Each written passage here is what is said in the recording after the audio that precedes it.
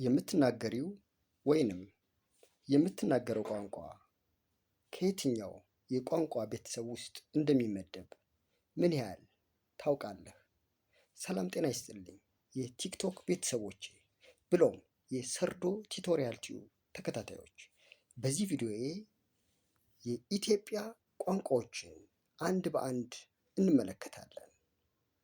የኢትዮጵያ ቋንቋዎች አፍሮ እስያዊና አባይ ሳህራዊ ከሚባሉ ሁለት ትላልቅ ቤተሰቦች ስር ይመደባሉ ወይንም ይፈረጃሉ። ስለዚህ በእነዚህ በአፍሮ እስያዊ ብሎም በአባይ ሳህራዊ ውስጥ የሚመደቡትን ወይንም የሚካተቱትን የቋንቋ አይነቶች አንድ በአንድ እንደሚከተለው እንዳስሳለን። መልካም ቆይታ ይሆንላችሁ ዘንድ በአክብሮት እመኛለሁ።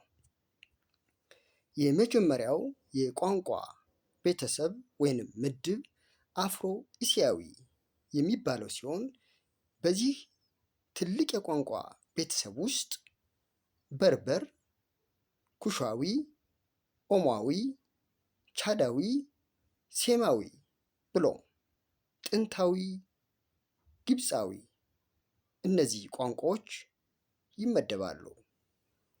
ሴማዊ ቋንቋዎችን አሁን እስኪ እንመልከት።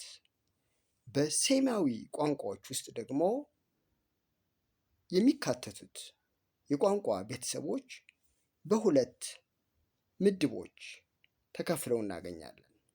እነሱም ሰሜን ኢትዮ ሴማዊ እና ደቡብ ኢትዮ ሴማዊ በመባል ይከፈላሉ። በሰሜን ኢትዮ ሴማዊ ውስጥ ግዕዝ፣ ትግረኛ እና ትግረ የሚባሉ ቋንቋዎች ሲገኙ በደቡብ ኢትዮ ሴማዊ ውስጥ ደግሞ አደርኛ፣ አማርኛ፣ ጎጎት፣ አርጎቦኛ፣ ስልጥኛ፣ ቸሃ፣ ዛይኛ፣ ሶዶ፣ እንደጋኝ፣ መስቃንና ወዘተ የመሳሰሉት ቋንቋዎች ተካተው እናገኛለን። በሁለተኛ ደረጃ የሚገኘው ኩሻዊ ቋንቋዎች የሚባለው ሲሆን በኩሻዊ የቋንቋ ቤተሰብ ውስጥ ደግሞ ኦሮምኛ፣ ሱማልኛ፣ ሲዳምኛ፣ ከምባትኛ፣ አርቦረኛ፣ ጌዲዮኛ፣ ቡርጅኛ፣ ኮንሶኛ፣ ጓደኛ ወዘተ የሚባሉ ቋንቋዎች ተካተው እናገኛለን።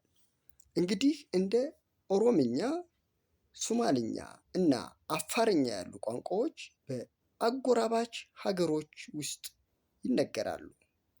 ይሄ ምን ማለት ነው? ለምሳሌ የኦሮምኛ ቋንቋን ብንወስድ በኬንያ አካባቢም እንደሚገኝ ወይንም እንደሚነገር ይታወቃል። ሱማልኛና አፋርኛም እንዲሁ ከኢትዮጵያ ውጭ ባሉ አጎራባች ሀገሮች ለምሳሌ እንደ ጅቡቲ ባሉ ሀገሮች ውስጥ እንደሚነገር የሚታመን ነው።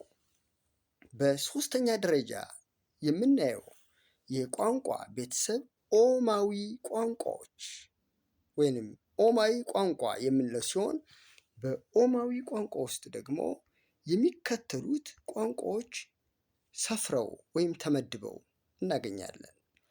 ለአብነት እንደነ አንፊሎ፣ ወላይትኛ፣ ጋሙኛ፣ ሐመርኛ፣ ዲሜ፣ ማሌ፣ ጋንጁሌ፣ ዲዜ፣ ሼኮ፣ ከፊቾ፣ ናይ፣ ባስኬቶ፣ ኦዳይ ወዘተ የመሳሰሉት ቋንቋዎች ደግሞ በኦማዊ ቋንቋዎች ስር ተካተው እናገኛለን።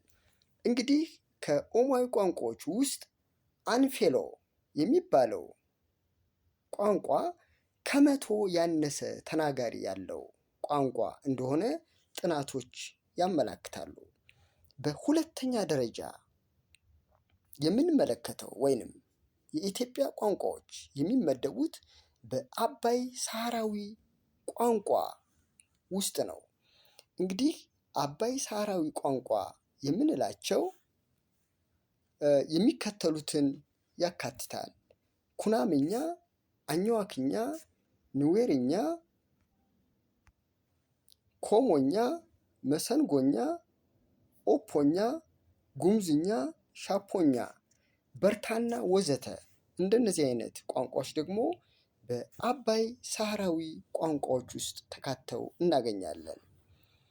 የዚህ ቋንቋ ቤተሰብ ማለትም የአባይ ሳህራዊ ቋንቋ ቤተሰብ ተናጋሪዎች ብዛት ከሌሎች 3 የቋንቋ ቤተሰቦች ማለትም ከሴማዊ፣ ኩሻዊና ኦማዊ ቋንቋዎች አንጻር ሲታይ አናሳ ነው። በሌላ መልኩ በራይሎ ወይንም